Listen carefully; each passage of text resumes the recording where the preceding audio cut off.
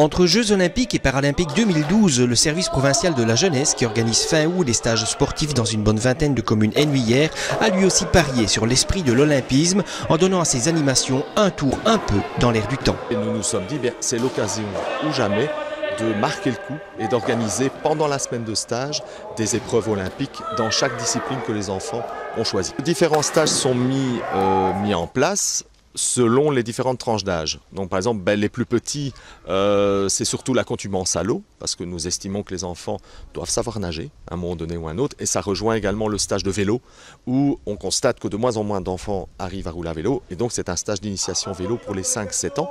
Les autres stages, il y a de l'initiation, mais également du perfectionnement. Je pense à la natation, à l'escalade, au tennis, où des enfants reviennent régulièrement. Les enfants voient également à la télévision des compétitions.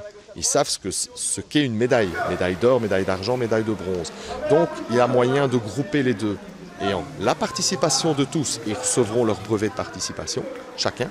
Mais en plus, on va récompenser les vainqueurs et les plus méritants. Dans une ambiance bon enfant au final, l'idée c'est que l'important c'est de participer, mais pas nécessairement une fois, ni dans une seule discipline. Et manifestement, ce genre d'organisation connaît un certain engouement auprès des jeunes, ce qui est l'objectif final. On a beaucoup d'enfants, je veux dire, qui reviennent régulièrement. Donc ils commencent par le stage à l'âge de 3 ans.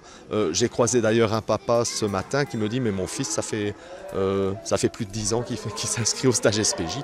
Je lui ai demandé, mais il s'est inscrit à toutes les activités. Oui, en effet, et il termine maintenant par le fun sport. Donc ça, j'estime que c'est une réussite totale. Parce que le sport, au-delà du dépassement de soi, c'est une hygiène de vie, voire une manière de vivre au jour le jour, et que c'est en commençant très tôt que l'on en développe le goût.